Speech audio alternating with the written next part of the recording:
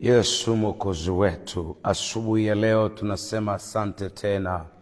Wewe uliye Bwana mwamba mwokozi na nguvu zetu, mfalme, tunasema asante Bwana kwa sababu ya neema yako ya pekee Bwana. Katika asubuhi ya leo tunaliinua jina takatifu ambalo hakuna mfano wake, tunalitukuza Bwana. Tunasema asante mfalme kwa sababu ya pendo lako la ajabu, kwa sababu ya huruma na neema yako ya pekee Baba, hata alfajiri hii ya leo Bwana, kwa kuwa ni kweli wazi na kwamba ndivyo ilivyo Bwana, kwamba imegharimu damu yako Bwana Yesu ili kwamba tuweze kuwa hai, lakini ni kweli na ni wazi kwamba imegharimu mkono wako ili tuweze kuwa salama. Asante kwa pendo na huruma zako Bwana Yesu. Ninasema asante kwa sababu ya nafasi, dakika, saa na sekunde hizi ambazo umetupatia kuwa mbele zako tena Bwana this morning. Tunakupa utukufu na heshima. Tunaomba Bwana kwamba Mungu mtakatifu, tuko mbele zako tena alfajiri hii ya leo. Tafadhali mfalme wa amani, sema na moyo wangu, sema na moyo wa mtu mmoja mmoja, kwa namna ambavyo wewe mwenyewe unaona, namna ambavyo wewe mwenyewe unataka Bwana iwe kwetu, katika jina lenye uwezo, mamlaka na nguvu. Kwa kuwa Bwana kiu yetu, shauku yetu, hamu ya mioyo yetu Bwana, haja yetu mfalme Bwana ni kukusikia wewe, kwa kuwa sauti yako inahuisha, sauti yako inaongoza, sauti yako inatia nguvu, sauti yako inatupa kumove on again. Baba yangu, ninaomba neema yako acha na iwe juu yetu wakati huu.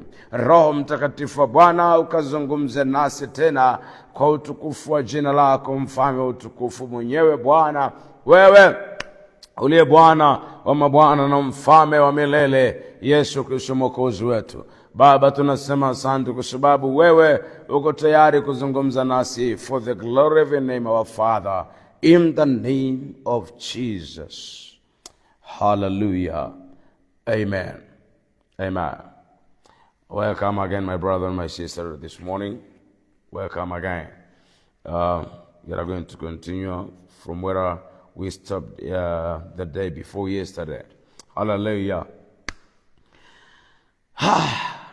Mungu amekuwa akizungumza na sisi kwa habari ya kanuni ambazo Yesu alituambia au aliwaambia wanafunzi wake mitume wakati ule kwa makusudi. Narudia tena kwamba Yesu alizizungumza hizi kwa sababu anataka sisi tuwe tokeo kamili la kazi yake msalabani. Let me say it again. Anataka tuwe tokeo la kazi ya msalaba. Maisha yetu ya ndani na maisha yetu ya nje, kwa maana ya mwenendo, yaitangaze kazi ya msalaba, ya useme ubora wa kazi aliyoifanya msalabani. Maisha yetu ya useme ubora, ya useme ukuu wa kazi aliyoifanya msalabani. Maisha yetu ya utangaze unono ambao aliutengeneza msalabani. Maisha yetu yatangaze ile excellence ambayo alitengeneza msalabani. Yaitangaze ile hati ya urithi ambayo alitengeneza msalabani. Maisha yetu yatangaze ile kazi msalabani. Haleluya. Maisha yetu yafanane na kazi iliyofanyika msalabani. Ndio maana nawaambia wanafunzi kwamba tia bidii katika kuombea mambo haya, tia bidii katika mambo haya zaidi. Haya mengine yaacheni, kwa sababu hayo ni matunda ya haya hapa. Hayo mengine ambayo mna deal nayo zaidi ni matokeo ya haya hapa, ya haya ambayo ninawaambia. Kwa lugha nyingine, Yesu alitaka tutie bidii katika kumtafuta Mungu zaidi, kumtafuta Mungu zaidi na usahihi, kama anavyomalizia kwenye hiyo sura pale mwisho. Tutasoma wakati mwingine. Wacha tuendelee na kanuni ya pili. Kanuni ya kwanza tumesema, anasema Baba yetu, anasema basi ninyi salini hivi: Baba yetu uliye mbinguni. Nikasema anachotafuta cha kwanza, anataka Mungu awe baba kwetu. Kwa hiyo anataka kwenye maombi yetu tuweke bidii yetu kwenye kutafuta, yani kutengeneza mahusiano yetu sisi na Mungu, kwamba tuingie kwenye ile ambayo alisema kwenye kitabu cha Yohana Mtakatifu 1:12 kwamba wote waliompokea aliwapa uwezo wa kufanyika watoto wa Mungu. So sisi tutafute kuwa watoto wa Mungu. Maana maombi yetu yanakuwa ni maombi ya kimatengenezo, yanakuwa ni maombi ya kimatengenezo. So jambo la kwanza natatuombe maombi ya kimatengenezo ya kutaka kuwa kile ambacho yeye amekifia msalabani, ya kutaka kuwa watoto wa Mungu. Ule uwezo aliotupa uje kwenye uhalisia. Remember that. Hasemi he made us a children. No, anasema he gave us right to become children of God. He gave us a right to become. He did not make us a children. No, we are. He gave us a power, all right to become children. So alitupatia uwezo, si kwamba alitutengeneza tuwe watoto. Hasa ule uwezo ama ile haki, ile nafasi ndo tunaikamilisha ama tunaitafuta kwa kuomba Mungu kwamba tuwe hivyo ambavyo yeye anataka. Haleluya.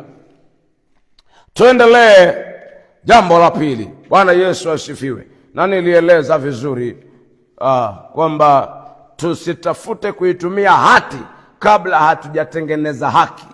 Hatutafuti kwanza hati, tunatafuta kwanza haki. Bwana Yesu asifiwe. Alafu ndio tuwe na hati ya kutumia haki. Haleluya.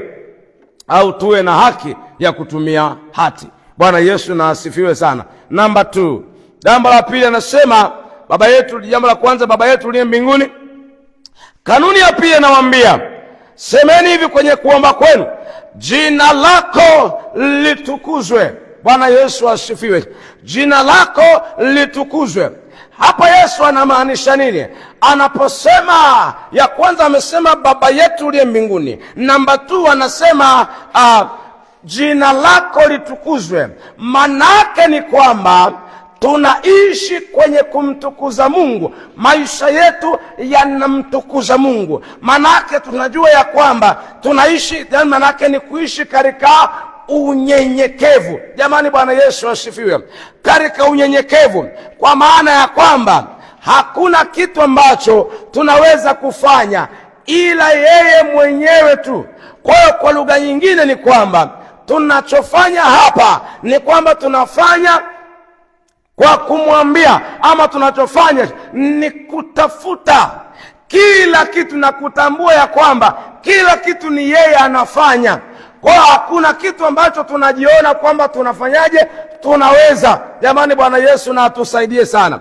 Kwa hiyo jina lako litukuzwe, manake wewe ndio unayefanya kila kitu. Manake ni hivi, au maana nyingine ya jambo hili ni kwamba tuishi kwa kumtegemea yeye. Yeye ni Baba. Namba 2, Yesu anasema jina lako litukuzwe, manake kwenye kila hatua tunakutumaini wewe na tunatambua ni wewe utafanya au unafanya. Yesu na asifiwe. Hatuna chochote ambacho tunajua zaidi, ila kile tunajua ni kwamba wewe ndio unafanyaga kila kitu, na si tu kwamba ni wewe unafanyaga, hata ili ni wewe utafanya. Wewe kwa lugha nyingine ni kwamba tuishi kwa kumtegemea, huku tukimtukuza kwamba yeye ndiye amefanya kwenye kila kitu. Jamani, Bwana Yesu atusaidie. Kwa lugha nyingine ni kwamba tutafute kuishi maisha ya unyenyekevu. Tutafute kwake atutengeneze, aondoe kiburi chote cha ubinadamu, ule ujuaji, aondoe vyote kabisa, aweke kila ambaye sisi tuishi. Jina lake na litukuzwe, atuondolee aina yoyote ya kiburi. Ndio maana Yesu anasema ombeni hivi. Jambo la kwanza, baba yetu uliye mbinguni. Namba 2, jina lako litukuzwe. Maana yake ni kwamba tutafute atuondolee kiburi. Tunapoomba tunaomba maombi ya kimatengenezo kwamba Bwana atuondolee kiburi, atuondolee majivuno ya namna namna yoyote. Narudia tena kwamba tunaomba maombi ya kwamba Mungu atuondolee kiburi, atuondolee majivuno ya aina yoyote ile, atupe kuwa watu wanyenyekevu, watu waelekevu, watu ambao hawana kiburi ndani yao. Kwa hiyo tunatafuta kwa watu wanyenyekevu. Yani manake kama ambavyo Yesu aliishi duniani akimtukuza Baba, na sisi tuwezi tukijua yeye ndiye anafanya na yeye ndiye atakayefanya. Hakuna mahali Yesu anaona ni yeye alifanya. Atukuzwe Mwokozi Yesu. Kila wakati anasema yeye ndiye aliyefanya, yeye ndiye anayefanya, yeye ndiye anayetenda, Baba ndiye anayetenda kila wakati. So anaposema Baba yetu uliye mbinguni, namba 2, jina lako litukuzwe, maana yake ni kwamba sisi tutafute kutengenezwa kuwa wanyenyekevu, watu waelekevu, watu wasio na majivuno, watu wasioona kwamba wanajua chochote, watu ambao ndani yao wanaona hawawezi chochote, watu wanyonge. Yesu asifiwe. Nasema Yesu asifiwe. Haleluya. Amani, Bwana Yesu asifiwe. Haleluya sana sana. So anamaanisha hivi kwamba kwenye kuishi kwetu, kwenye maombi yetu, bidii yetu kwenye kuomba, tutafute Mungu atuondolee yale majivuno ya kibinadamu, ile kiburi ya kibinadamu. Maana mwanadamu kwa asili anaka kiburi fulani kako ndani. Wengine ni kidogo, wengine ni kiwango cha juu, lakini wote kwa pamoja Yesu anasema tusali hivi, mama Baba yetu uliye mbinguni, jina lako litukuzwe. Jina lako litukuzwe ambayo ndio tunaiangalia leo. Maana yake ni kwamba tunatafuta kuwa wanyenyekevu. Mungu atuondolee kabisa aina yote la kiburi. Ni hivi, ni muhimu tujue kwamba kunapokuwa na dalili ya kiburi, ni sehemu mojawapo ya kuzuia sana maombi ya watu wengi bila wao wenyewe kujua. Wacha niseme na wewe, nasema na wewe dada, na wewe kaka ujue, na wewe mzee, na wewe kijana, niseme hivi. Sikia, iko hivi kwamba kule kuwa na dalili za kiburi ndani, kuwa na dalili za majivuno ndani, kwamba yapo ndani majivuno, kipo ndani kiburi kwa namna ambayo pengine hata sisi wenyewe hatujui. Hii ni kizuizi kikubwa sana kwa maombi ya watu wengi. Watu wengi wanaomba hawapati majibu, lakini sehemu nakuta ni kwa sababu Mungu anaona ndani huyu mtu ana majivuno, ana kiburi. Wakati atakapopata, huyu mtu atajivuna kwamba ni akili yake.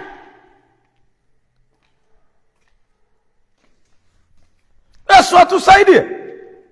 Yani kwa tutafuta sana hii kitu. Wapendwa, iko ndani ya wanadamu. Unaweza ukajidhania wewe ni mnyenyekevu, kumbe ni kwa sababu kuna atmosphere hujaipata. Kumbe ni kwa sababu kuna vitu hujapata. Kumbe ni kwa sababu kuna level hujafika. Hiyo level ukifika, unabadilika, unakuwa kiumbe kingine. Ni kama yule aliwa zamani, anakufa anazaliwa mwingine. Hujawahi kuona watu wanakuambia fulani bana, kabla hajawa hivi na hivi alikuwa mtu mzuri sana, mnyenyekevu. Na hii wacha niseme, hata kuna baadhi ya wachungaji kabla walivyoanza huduma walikuwa watu wanyenyekevu, very humble, mpaka wanaogopesha kwa unyenyekevu walionao. Lakini once ameanza kupata mafanikio kwenye huduma, anabadilika, anajaa kiburi. Alikuwa tu mwinjilisti wa kawaida mtaani, anahubiri. Wakati ambapo amepata mafanikio, amekuwa na jina, amejulikana, anakuwa na kiburi, anabadilika. Wengine walikuwa ni waimbaji wadogo tu, wako tu wakiwa underground, ni wanyenyekevu, wanajipeleka kwenye huduma wenyewe. Once wamepata mafanikio, wamekuwa na kiburi, wamejaa, vita vimekuwa vikubwa. Yani wameitukuza huduma kuliko Yesu aliyewaokoa. Hii ndio kitu Yesu anasema, tafutani sana kwamba jina lako litukuzwe. Maana tuwe wanyenyekevu, shuka chini in any situation, in any level. Hallelujah. Ushuka chini, tuwe watu wanyenyekevu. Kiburi, majivuno yaondolewa.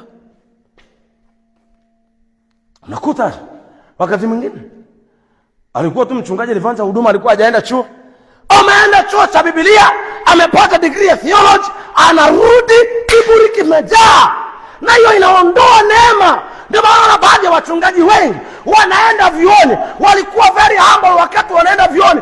Wakati wanatoka huko wamejaa, wameshajiona wamechukua, wanajua. Na watu wengi sana, wewe wachunguze, watu wengi kabla hawajaenda vyuo vya Biblia wako wanyenyekevu, wakirudi na wana neema, wakienda wakirudi wamepoteza neema na wamejaa kiburi. Kwa sababu gani? Hatuishi hii kanuni kwamba jina lako litukuzwe. Bwana Yesu asifiwe. Hii ni kitu ya kutafuta, si kitu ya hovyo hovyo. Bwana Yesu asifiwe. Nasema tena Yesu asifiwe. And this is very important, my brother. This is very important to know, my sister. Yes, this is very important. Ndio maana Yesu anaelekeza, hii ni kanuni ya pili. Baba yetu uliye mbinguni, jina lako na litukuzwe. Naomba tusome kitabu cha Kumbukumbu la Torati, Chronomicos. Hallelujah. Kumbukumbu la Torati sura ya 6 sura ya 6 mstari tuanzie mstari wa 10 kuendelea pale. Hallelujah sana. Hallelujah sana. Inaipenda sana. Neno la Mungu zuri sana. Tena itakuwa atakapokwisha Bwana Mungu wako kukuleta katika nchi aliyowaapia baba zako Ibrahim na Isaka na Yakobo, ya kuwa atakupa miji mikubwa mizuri usioijenga wewe, na nyumba zimejaa vitu vyema vyote usivyojaza wewe, na visima vimefukuliwa usivyofukua wewe, na anasema mashamba ya mizabibu na mizeituni usiyopanda wewe, nawe utakula na kushiba. 12 ndio nataka uishike hiyo. Ndipo ujitunze, usije ukamsahau Bwana aliyekutoa nchi ya Misri, nyumba ya utumwa. Mche Bwana Mungu wako, ndiye utakayemtumikia na kuapa kwa jina lake. Narudia 12. Anasema ndipo ujitunze, usije ukamsahau Bwana aliyekutoa nchi ya Misri, nyumba ya utumwa. Mche Bwana Mungu wako, ndiye utakayemtumikia na kuapa kwa jina lake. Haleluya sana. Anasema wakati ambapo utakapoingia mahali ambako moyo wako unatamani kufika, wakati utakapoifikia level ya huduma ambayo wewe mwenyewe unatamani kufika, utakapoifikia level ya juu ambayo unaona hapa utakuwa una raha, wakati utakapofika hapo kwenye level ya juu ya kiuimbaji, utakapofika kwenye level ya juu ya uhubiri wa Injili umejulikana, utakapofika kwenye level ya juu ya uchungaji umekuwa na washirika wengi, utakapofika kwenye level ya juu ya kiuchumi umeinuliwa, umekuwa na kampuni, wakati utakapofika kwenye level ya juu umekuwa na cheo kikubwa kwenye taasisi ulioajiriwa, wakati umefika hapo, jichunge sana usije ukamsahau Bwana Mungu wako aliyekutoa huko chini kwenye matope, hali ambako kuna aliyekujua, aliyekutoa kule ambako hakukuwa na dalili yoyote ya amani wala furaha. Yeye aliyekutoa huko usije ukamsahau, maana mwanadamu anayo tabia ya kusahau alikotokea. Mungu anatoa onyo, anasema usije ukasahau, maana kama utasahau ni kusema hivi, you are blocking yourself, you are blocking your way yourself. Usinifikisha huko, maana nikifika huko nitajaa kiburi. Watch up yourself, brother. Hallelujah. Bwana Yesu asifiwe. Takapofika huko usijae kiburi. Yesu atusaidie sana. Asema na wewe, ndio takapofika kwenye level ya juu, umekuwa askofu, usijae kiburi, usibadilike, acha tamaa. Yesu na asifiwe sana. Usije ukajisahau wakati Bwana atakapokulisha unono, wakati Bwana atakapokupa vinono, wakati Bwana atakapoitengeneza njia yako, wakati Bwana atakapokufikisha mahali ambako hukutarajia kufika, usije ukamsahau Bwana Mungu wako. Usije ukajisahau. Yesu asifiwe. Anaposema usije ukamsahau Bwana Mungu wako, maana yake usije ukajiona ni wewe. Bwana Yesu asifiwe. Ndio. Usije ukajiona kama ni wewe. Haleluya sana sana. Bwana Yesu asifiwe mno. So ni muhimu sana tukajua, lakini tukashika hii iwe sehemu ya maisha yetu, na tupate kuelewa vizuri ya kama Mungu atupe neema. Haleluya sana. Haleluya sana. Jamani, Bwana Yesu atusaidie sana. Nasema Yesu atusaidie sana. Haleluya. Naomba tufahamu vizuri. Naomba tuelewe. Kuna mahali ambako neno la Mungu linasema hapa tu kwenye kitabu cha Kumbukumbu la Torati, uende ikawa ni sura ya 8 pengine. Ndio, hebu tusome sura 8 mstari wa 12. Nasema, angalia, utakapokuwa umekula na kushiba na kujenga nyumba nzuri. Ulikuwa una uwezo wa kula, yaani huna hela ya kutosheleza kula. Wakati utakapokuwa una hela ya kutosha kula bila mawazo, unakula bila mawazo. Sasa yani hawazi kwamba utakula nini, unachagua utakachoamua kula.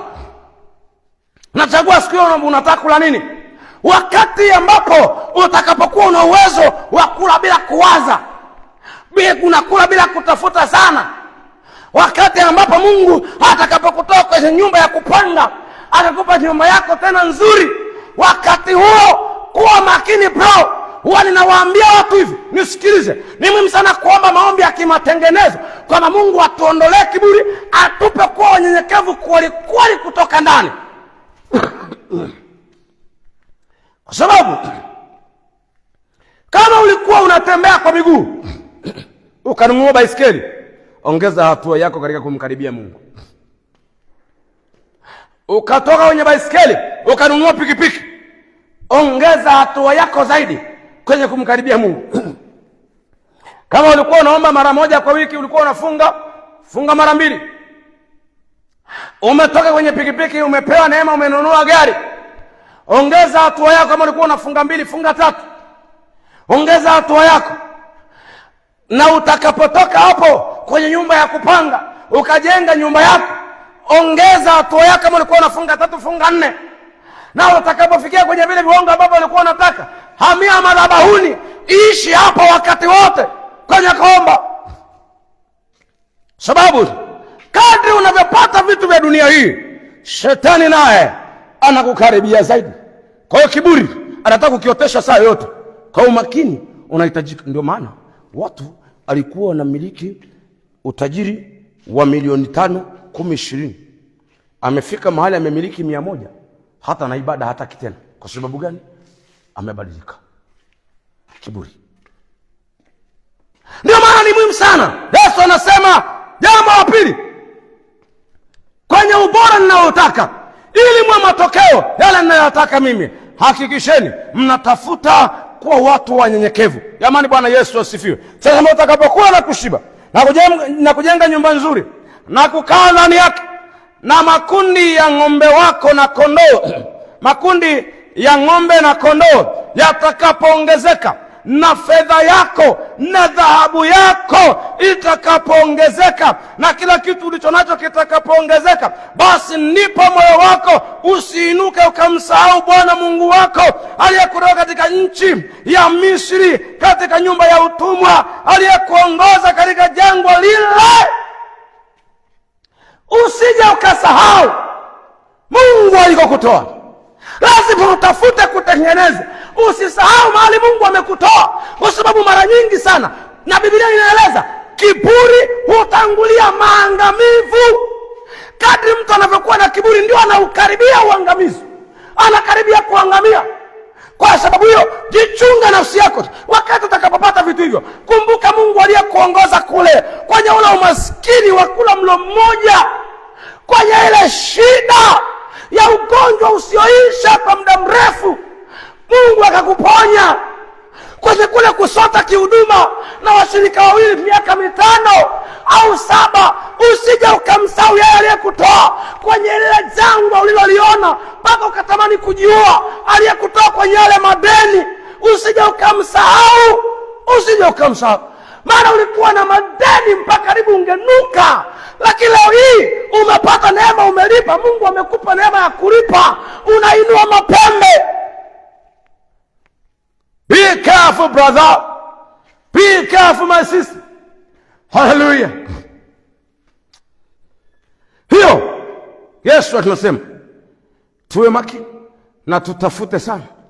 Baba yetu uliye mbinguni, anasema jina lako litukuzwe. Alafu namba 2 anasema jina lako litukuzwe. Manake wewe Baba ndio kila kitu. Tusije tukasahau, tutafute kuwa wanyenyekevu. Mungu atutengeneze tuwe wanyenyekevu.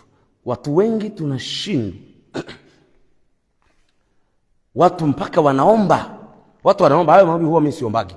Lakini watu wanaomba, Mungu niinue, Mungu niinue. Mungu anaona akikuinua utamsahau. So endelea kubaki underground. Endelea kubaki chini ukitembea kama ile kitu inaitwa nini, ile munyoya kwenye udongo. Ubaki unatembea kama ile munyoya kwenye udongo, au una namna nyingine, kwa sababu ukinyanyuliwa tu ukatembea kwa miguu zako 2 utaharibika. Mungu anaona. Mungu anaona na anajua. Ndio maana kwenye maombi yako tafuta, mwambie Bwana nipe neema, nipe kuwa mtu mnyenyekevu, nipe kuwa mtu mnyenyekevu kabisa, anayekuishi wewe, nipe kuwa mnyenyekevu. Kiburi kisiwepo ndani yangu. Wakati ulipokuwa unamiliki pikipiki au kuwa na shida, ibada kwako zilikuwa sana, umenunua kagari, Jumapili ndio unapanga safari ya kumsalimia binamu. Hakuna. Mungu anataka sana unyenyekevu wetu. Bwana Yesu asifiwe. Kama tukiondoa kiburi na tukawa wanyenyekevu kabisa, Bwana atatupa neema zaidi, kwa sababu neno la Mungu linasema yeye, hapa ndipo ilipo. Wapendwa, tofauti. Kwa nini tunahitajika sana kuomba jambo hili kwa nguvu? Ni hivi. Biblia inasema Mungu mwenyewe, mtu anapokuwa na kiburi, mwanadamu anapokuwa na kiburi, adui yake wa kwanza ni Mungu. Yaani mtu anapokuwa na kiburi, adui yake namba 1 ni Mungu mwenyewe. Mungu mwenyewe ndiye anayepigana na huyo mtu. Yaani mtu anapokuwa na kiburi, adui yake wa kwanza, anayempinga mpinzani wake wa kwanza ni Mungu mwenyewe. Mungu wa mbingu na nchi, yeye ndiye anayempinga wa kwanza. Alafu mtu anapokuwa mnyenyekevu, wa kwanza, msaada wake wa kwanza ni Mungu mwenyewe. Maana anasema huwapa neema wanyenyekevu. Hallelujah. Muhimu sana. Bwana Yesu asifiwe. Yaani ni muhimu sana ukashika na ukaelewa. Bwana Yesu na atukuzwe mno. Jina la Bwana libarikiwe. Hallelujah, hallelujah. So, this is very important my brother. Ni muhimu sana Mungu atutengeneze tuwe watu wanyenyekevu. Kiburi, majivuno, kujiinua na kujisifu kusiwepo ndani yetu. Anasema aliyekuongoza katika jangwa lile kubwa lenye kitisho, lenye nyoka za moto na nge, nchi ya kiu isiyokuwa na maji. Ni nchi ya kiu lakini ulipita. Ni nchi ya nge lakini ulipita. Ni nchi ya jangwa lakini ulipita. Hakuna maji lakini ulipita. Kuna ubaya, kuna ugumu mwingi, lakini Bwana alikupitisha hapo. Bwana akakupa neema ya kupita hapo. Leo unamsahauje? Rakandarabashaka. Ninauliza, Bwana amekupitisha huko kote kugumu kusikofaa, akakutoa huko shimoni ulikokuwa ambako hukukumbukwa na mtu yoyote. Bwana mwenyewe akakutoa. Haukuwa na msaada wa mwanadamu aliyekubeba. Bwana mwenyewe alikubeba akakuleta mpaka hapo. Umekalia hicho kiti, leo unasahau. Umeshika cheti cha degree ya theology, unamsahau. Utainua kiburi, unapoteza neema. My pastor, rejea msalabani. Wewe mtumishi wa Bwana, umeota mapembe, umekuwa na kiburi. Rudi msalabani, kwa sababu Bwana amekuinua. Umekuwa na kiburi, rudi msalabani. Umejua kuimba vizuri, umejulikana, rudi msalabani. Acha kiburi katika jina la Yesu. Yesu asifiwe. Kwani umesahau Kuna wakati ulikuwa unaimba wewe, watu wanaziba masikio kwa sababu unachoimba hakieleweki. Unaimba flat ambazo hazieleweki, off key za ajabu, mpaka wakati mwingine off beat. Wewe ndio wewe unahubiri mpaka watu wanabakia kuangalia pembeni, wanacheka, maana hata unachokizungumza hakieleweki. Leo hii Bwana akaendelea kukupa neema, ukaendelea kusogea, ukaendelea kuimba hivyo hivyo. Kwa hivyo anakupa neema, unaongezeka, anakuongeza. Leo hii umefikia hapa, ndio sasa umeinua pua, imekuwa ya kitimoto, pua imekuwa kama ya nguruwe, imeinuka inaangalia juu. Nisikilize my brother, nisikilize my sister, Mungu yule aliyekuinua anaweza kukushusha, alafu yule unayemdharau kule chini Mungu akamuinua. Nisikilize, unajua unaweza ukadhani hujashushwa. Kama kuna kitu kibaya ni kuendelea na huduma wakati ambapo Mungu amekuacha. Ngoja niseme tena, kama kuna kitu kibaya duniani ni kuendelea na huduma wakati Mungu ameshakuacha. Mbaya sana. Yesu atusaidie sana. Nasema Yesu atusaidie sana. Kwa tafuta sana kwa mtu mnyenyekevu, kwa mtu wa chini, mtu mnyenyekevu kabisa, mtu ambaye Baba atajivunia. Bwana Yesu asifiwe sana. Yesu asifiwe. Sema, aliyekulisha jangwani kwa mana wasiojua baba zako, apate kukutweza, apate kukujaribu, ili kukutendea mema mwisho wako. Haleluya. Hapo usiseme moyoni mwako, nguvu zako, nguvu zangu na uweza wangu na uweza wa mkono wangu ndio ulionipatia utajiri huu, bali utamkumbuka Bwana Mungu wako, maana ndiye akupaye nguvu za kupata utajiri. Kwa nini? Ili afanye imara agano lake alilowapia baba zako kama hivi leo. Haleluya.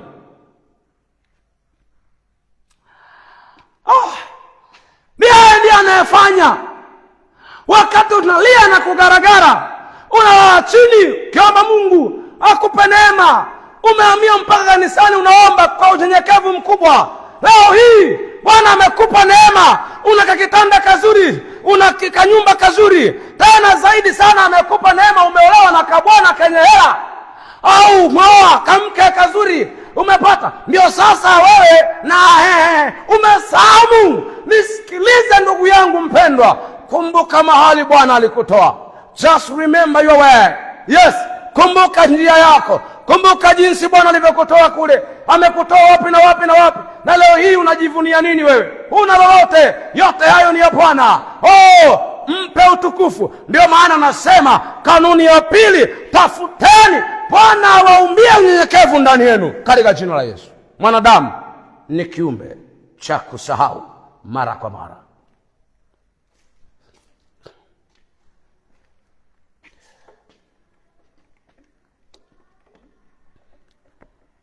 You are worthy of our praise, O Lord Jesus.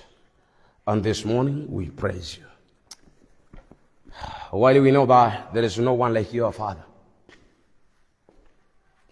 That's why, our God, we praise you this morning.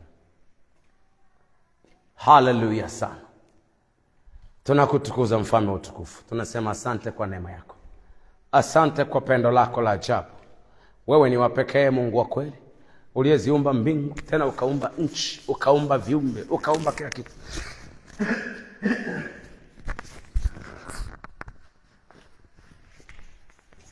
Baba, unastahili utukufu na sifa. Unastahili heshima. Ni wewe pekee Bwana unastahili kutukuzwa. Alfajiri ya leo Bwana, moyo wangu na kutukuza na kukuinua tena kwa matendo yako ya ajabu sana ambayo Bwana Mungu mtakatifu, Baba yangu Bwana wangu na Baba yangu, ninakushukuru sana. Asante kwa matendo yako makubwa sana. Unatenda mambo ya ajabu. Wengine Bwana hata si tu kwamba hatukustahili, hata kuangaliwa na watu hatukufaa sisi. Sikufaa hata kidogo mfalme. Sikufaa. hata kukaa katikati ya watu sikufaa mimi. Baba, ninakushukuru. Nakushukuru.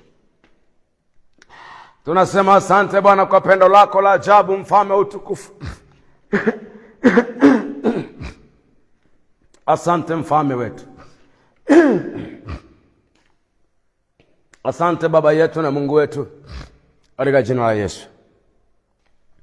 Tunakuadhimisha mfalme wa amani asubuhi ya leo. Baba yetu, tuko mbele zako tena Bwana, tukiomba neema yako ya pekee na iwe juu yetu tena Bwana kwa wakati mwingine, katika jina la Yesu. Kwa kuwa Baba, hakuna tujualo, hakuna tuwezalo. Lakini Bwana wangu na Baba yangu, ninakuomba katika asubuhi ya leo ya kwamba ukatupe neema na kibali machoni pako mtakatifu, Mungu wetu na Baba yetu, katika jina la Yesu. Ya kwamba Bwana mabwana, Mungu mwaminifu, tunakusihi sana Baba yetu na Mungu wetu mtakatifu sana, ya kwamba Bwana uwe pamoja nasi tena Bwana katika majira na wakati na saa hii. Mtakatifu Mungu wangu na Baba yangu, tunaomba neema yako mfalme na iwe pamoja nasi. Tunakuomba Bwana ukatutengeneze upendavyo, Mungu wetu na Baba yetu, tutengeneze vile unaona ni vyema. Bwana Yesu Kristo, vile unaona kwamba inakupendeza, Mungu mwenye haki, hivyo ndivyo ukatutengeneze Bwana. Wala tusiishi tofauti na vile unavyotaka wewe Mungu mtakatifu. Lakini Bwana wangu, tunakuomba ukatutengeneze Bwana wetu na Baba yetu, kwamba tuwe kile ambacho ulikitaka tuwe mfalme. Baba yangu, nakuomba ukatutengeneze Mungu mwenye mamlaka, Mungu mwenye uweza, tutengeneze vile unaona ni vyema, vile unaona inafaa, vile unaona inapendeza, vile unaona Bwana kwamba inafaa mbele zako. Mungu mtakatifu, Baba yetu na mfalme wetu, ninakuomba Bwana mabwana, ya kwamba mwenye haki Mungu wetu na Baba yetu, katika jina la Yesu, Mungu mtakatifu, ukatupe neema Bwana, katika jina lenye thamani la Yesu Kristo Mwokozi uliye hai. Bwana wangu na Baba yangu, Mungu mwaminifu mtakatifu, Mungu wa Israeli, Mungu wa milele, Bwana Baba, ninakusihi Mungu mtakatifu ya kwamba Bwana wangu Baba, tufanyie matengenezo upendavyo, uonavyo vyema na unavyofurahia. Hivyo ndivyo ukatutengeneze ria kamando robo shekerianda. Haleluya Bwana Yesu, tunaomba neema yako na iwe juu yetu tena Bwana, katika jina la Yesu. Baba, tengeneza kabisa upendavyo, utakavyo na uonavyo ni vyema. Yesu, ukainuliwe Bwana, ukahimidiwe Bwana, ukatukuzwe sana kwa sababu ya kuwepo kwetu duniani Bwana. Wala asiwepo mwanadamu yeyote ambaye atalitukana jina lako kwa sababu ya maisha yetu duniani. Lakini Baba, tutengeneze vile upendavyo, utakavyo na uonavyo ni vyema. Bwana, hivyo ndivyo ukatutengeneze Mungu mwenye haki. Bwana wangu, ili kwamba wewe Mungu mtakatifu Baba yetu ukapate kuinuliwa Bwana, ukasifiwe Bwana Yesu, ukaimidiwe Baba, ukapewa utukufu Bwana kwa sababu ya kuishi kwetu. Tumekuwa kile ambacho wewe ulikidhamiria, tumekuwa kile ambacho ulikitaka, tumekuwa kile ambacho Yesu ulikifia msalabani, tumekuwa hicho mfalme Bwana, ukatupe kwa matokeo ya kazi ya msalaba Bwana. Bwana, kama tutakuwa tu ili mradi Bwana, iko wapi ile furaha yako? Yesu, tunakuomba Bwana, ufurahie kile ambacho ulikitengeneza msalabani, kile ambacho ulikifanyia kazi msalabani. Baba, ninakuomba katutengeneze mfalme Bwana mabwana, kwamba tuwe kile ambacho ulikitengeneza, ile ambacho ulikubali kuteswa na kufa msalabani kwa ajili yake. Yesu, naomba unitengeneze na matokeo halisi ya kazi ya msalaba. Nipe kuwa tokeo la kazi ya msalaba Bwana Baba, ukanipe kuwa kile ambacho ulikidhamiria, kuwa kile ambacho ulikitaka, mfalme wa utukufu, katika jina lenye thamani kubwa la Yesu Kristo Mwokozi. Bwana wangu, Baba yangu na mwamba wangu, katika jina la Yesu ninakuomba Bwana wangu na Baba yangu, neema yako mfalme, neema yako kubwa na ya ajabu, katika jina lenye thamani la Yesu Kristo Mwokozi. Bwana wangu, Baba yangu ninaomba neema yako mtakatifu Mungu wangu na Baba yangu, ya kwamba Bwana Mungu mtakatifu, neema yako ya pekee na itamalaki tena Mungu mtakatifu Bwana mabwana, na kuomba sana katika jina la Yesu Kristo mwana wa Mungu uliye hai. Baba yangu na Mungu wangu, mimi nakuomba neema yako ya ajabu, neema yako ya pekee kwa jina la Yesu Kristo mwana Mungu aliye hai. Baba, ninakusihi Mungu mtakatifu Bwana, ukatutengeneze Baba, tupe kuwa kile ambacho ulikitaka. Bwana Yesu, hata kama kwenye kutengeneza kuna namna tutaumia Bwana Yesu, wala mimi sijali katika hilo. Mfalme Bwana, ni shauku yangu niwe kile ambacho ulikikusudia, ulikidhamiria na ulikitaka. Bwana wangu, mimi nataka kuwa hicho Mfalme. Bwana, bila kupungua neno lolote, Mfalme utukufu, katika jina lenye nguvu la Yesu Kristo Mwokozi uliye hai. Baba, ninakuomba ukanifanyie matengenezo. Fanya matengenezo Baba Mungu mwaminifu, mtakatifu, Mungu wa Israeli, wewe uketie patakatifu mno Bwana. Baba, ninajua unaweza kutengeneza. Naomba Bwana wangu, finyanga Bwana vile upendavyo, vile uonavyo ni vyema Bwana, na kwamba inakupendeza, katika jina lenye thamani la Yesu Kristo Mwokozi wa ulimwengu. Bwana mabwana, Mungu mtakatifu, mfalme wa amani, Yesu, ninaomba neema yako Mungu mtakatifu, Bwana wangu na Baba yangu, katika jina la Yesu Kristo mwana wa Mungu aliye hai. Bwana wangu na Baba yangu, ninakusihi Mungu mtakatifu kwamba Bwana, neema yako ya pekee, uweza wako wa ajabu Mungu mtakatifu, Bwana wangu na Baba yangu, na utamalaki Mfalme. Bwana wangu, ninakuomba sana katika jina la Yesu Kristo mwana wa Mungu aliye hai. Baba yangu, Mungu wangu, mwamba wangu na nguvu zangu, Mfalme, ninakuomba sana, rakandarabashaka reyamando robosheka. Yesu, ninakuomba tengeneza utakavyo, tengeneza upendavyo, tengeneza uonavyo ni vyema, tengeneza Bwana, katika jina la Yesu. Baba, ninakuomba Bwana, ukatupe kuwa furaha yako Bwana, kuwa furaha yako, iwe furaha ya moyo wako Bwana wangu na Baba yangu, katika jina la Yesu. Nipe kuwa furaha ya moyo wako Mfalme. Bwana, nikawe furaha ya moyo wako Mfalme wangu. Yesu, kainuliwe Bwana, ukatukuzwe. Yesu, ukatukuzwe Bwana. Bwana, tupe kuwa furaha ya moyo wako Mfalme. Yesu, ukatukuzwe kwa sababu umetuweka duniani. Baba, tupe kuwa furaha ya moyo wako Mfalme, ukatupe kuwa utukufu wako duniani.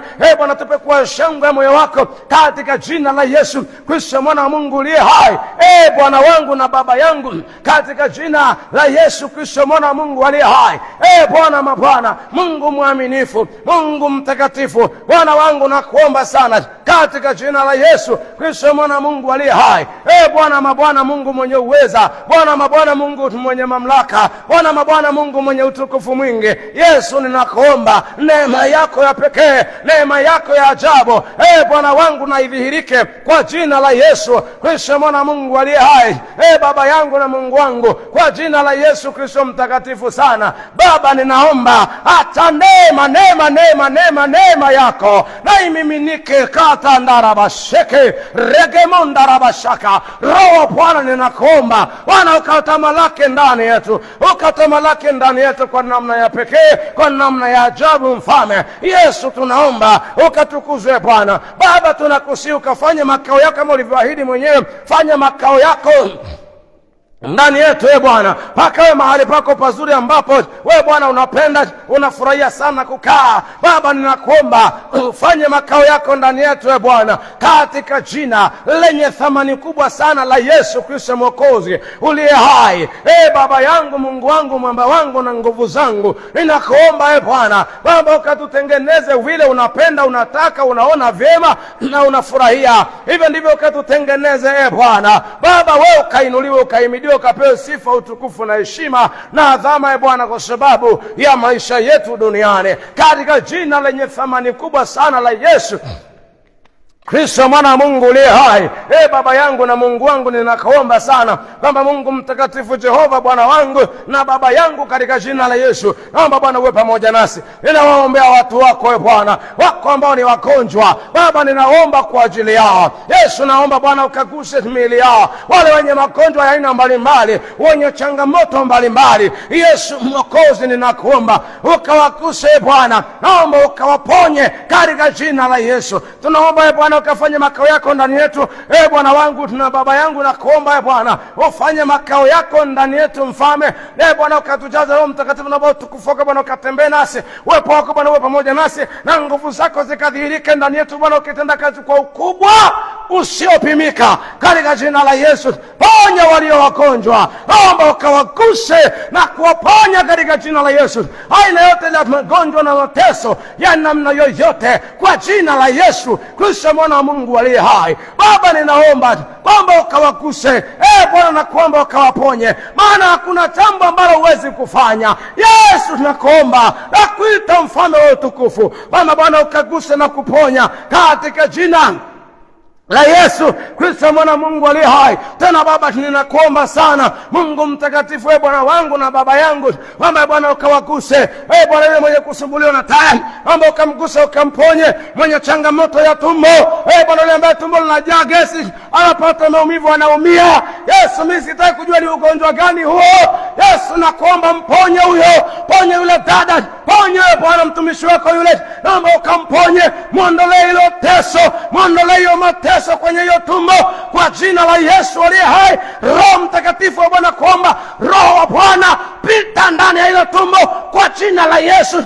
Ondoa hiyo H pylori, ondoa hiyo H pylori, inyamaze kimya kwa jina la Yesu aliye hai, because I know that you can heal in the name of Jesus. Lord, heal her in the name of Jesus. H pylori, come out in the name of Jesus. H pylori, come out in the name of Jesus. In the name of Jesus. Our Father, let me heal your people in the name of Jesus.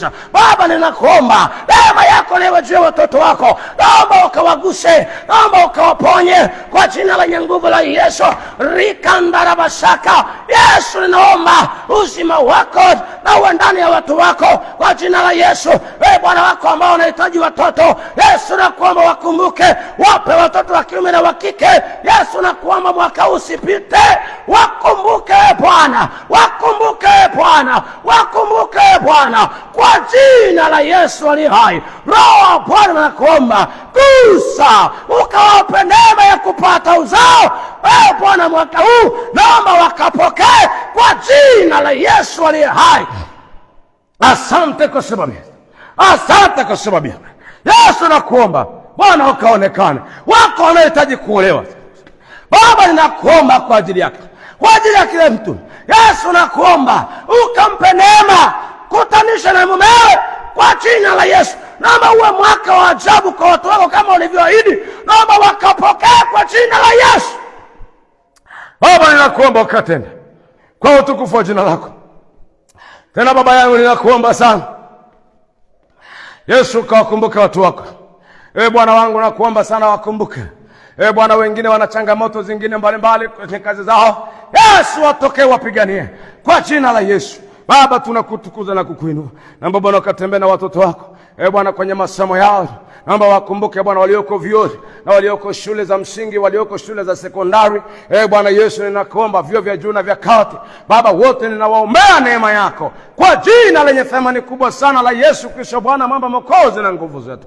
Roho Mtakatifu Bwana kuomba waonekanie, wape neema ya kufanya vizuri, wape neema ya kufanikiwa kwenye masomo yao. Yesu, nani mwingine kama sio wewe uliyetegemewa la pekee na la kudumu kwa jina la Yesu aliye hai. Roho Mtakatifu Bwana naomba watetee, wapiganie, wape neema, akili zao zikawe na kumbukumbu na kuelewa na kuwa na kumbukumbu kwa jina la Yesu aliye hai. Roho Bwana kuomba ukawakumbuke kwa utukufu wa jina lako, katika jina lenye thamani la Yesu Kristo mwokozi aliye hai. Baba tunakuadhimisha na kukutukuza kwa jina la Yesu Kristo mwana Mungu aliye hai. Amen. God bless you. Mungu akuonekanie na kukubariki kwenye kila hatua ya maisha yako. See you next time. Hallelujah.